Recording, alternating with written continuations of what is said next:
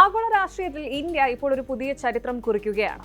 ചൈനയെയും അമേരിക്കയും ഒരുപോലെ അമ്പരപ്പിച്ചുകൊണ്ട് ഇന്ത്യൻ പ്രധാനമന്ത്രി നരേന്ദ്രമോദിയുടെ മെഗാ യൂറോപ്യൻ പര്യടനം പൂർത്തിയായിരിക്കുകയാണ്.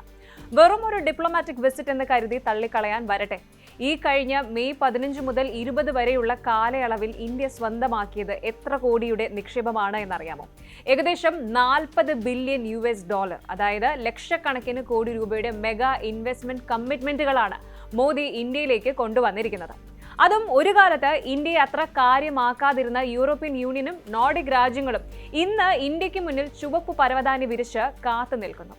ഡെൻമാർക്ക് പ്രധാനമന്ത്രി മെറ്റെ ഫെഡറിക്സൺ കഴിഞ്ഞ ദിവസം ഓസ്ലോയിൽ വെച്ച് പറഞ്ഞത് എന്താണ് എന്നറിയാമോ? ഇന്ത്യ വെറും ഒരു മിഡിൽ പവർ അല്ല, ലോകത്തെ നിയന്ത്രിക്കുന്ന ഏറ്റവും വലിയ മഹാശക്തികളിൽ ഒന്നാണ് എന്ന്.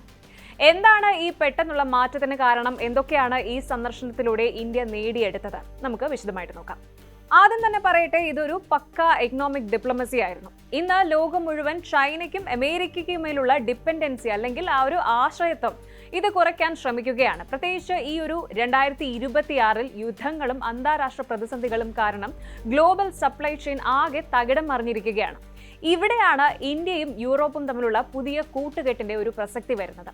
ടെക്നോളജി, ഡിഫൻസ്, ഗ്രീൻ എനർജി എന്നീ മേഖലകളിൽ ചൈനയെ പൂർണ്ണമായും വെട്ടിമാറ്റി ഇന്ത്യയെ ഒരു ഗ്ലോബൽ ഹബ് ആക്കുക എന്നതാണ് ഇതിന്റെ മെയിൻ ലക്ഷ്യം എന്ന് പറയുന്നത്. ഈ യാത്രയിൽ നെതർലൻഡ്സ്, സ്വീഡൻ, ഇറ്റലി തുടങ്ങിയ വമ്പന്മാരുമായി ഇന്ത്യ പുതിയ സ്ട്രാറ്റജിക് പാർട്ട്ണർഷിപ്പുകൾ ഒപ്പുവെച്ചു കഴിഞ്ഞു. ഇന്ത്യയുടെ semi conductor mission, artificial intelligence AI, അതുപോലെ ക്വാണ്ടം കമ്പ്യൂട്ടിംഗ് എന്നിവയിലെല്ലാം യൂറോപ്യൻ ടെക്നോളജി ഇനി ഇന്ത്യയിലേക്ക് ഒഴുകും.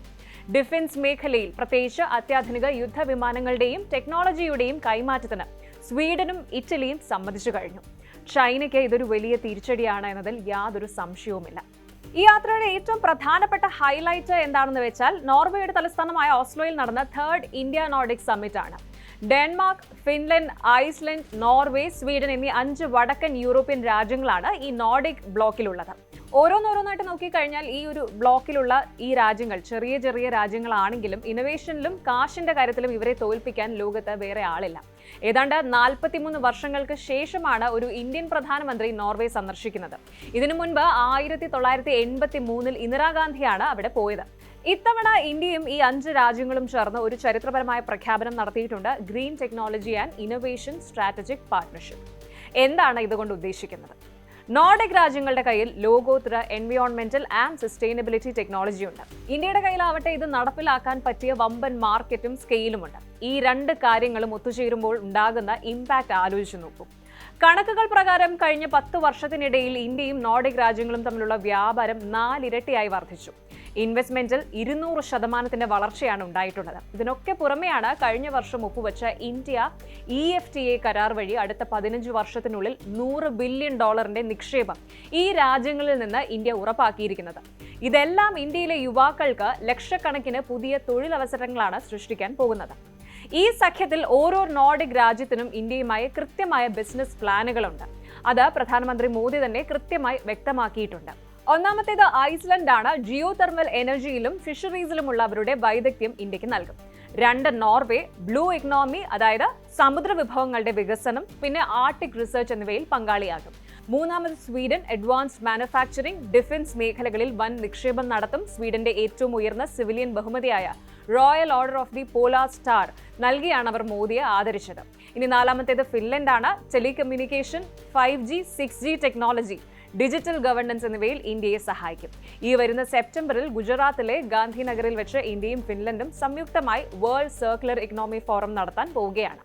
ഇനി ലാസ്റ്റ് ഡെൻമാർക്കാണ്.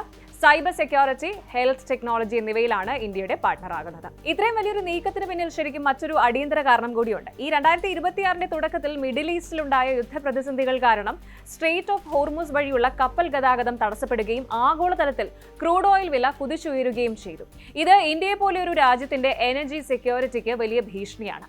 ഈ സാഹചര്യത്തിലാണ് ഇന്ത്യ റിലയബിൾ ആയ, വിശ്വസിക്കാൻ കൊള്ളാവുന്ന പുതിയ എനർജി പാർട്ണർമാരെ തേടി യൂറോപ്പിലേക്ക് തിരിഞ്ഞത്.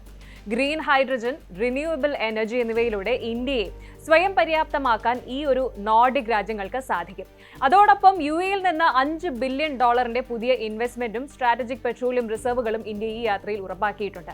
ചുരുക്കം പറഞ്ഞാൽ വെറും വാക്കുകൾക്കപ്പുറം കൃത്യമായ ബിസിനസ് ഡീലുകളും നിയമപരമായിട്ടുള്ള ബാധ്യതയുള്ള നിക്ഷേപ കരാറുകളുമായിട്ടാണ് ഇന്ത്യ ഇത്തവണ യൂറോപ്പ് കീഴടക്കിയിരിക്കുന്നത്.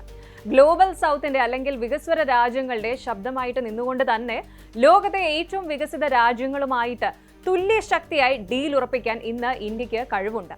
UN സെക്യൂരിറ്റി കൗൺസിലിൽ ഇന്ത്യക്ക് സ്ഥിര അംഗത്വം വേണമെന്ന ആവശ്യത്തെ ഈ 5 നോർഡിക് രാജ്യങ്ങളും ഇത്തവണയും പൂർണ്ണമായി പിന്തുണച്ചിട്ടുണ്ട്. ഇന്ത്യയുടെ ഗ്ലോബൽ പവർ ഇനി വേറെ ലെവലിലേക്ക് മാറാൻ പോവുകയാണ്. കൂടുതൽ വാർത്തകൾക്ക് News 18 Keralam YouTube channel subscribe ചെയ്യുക.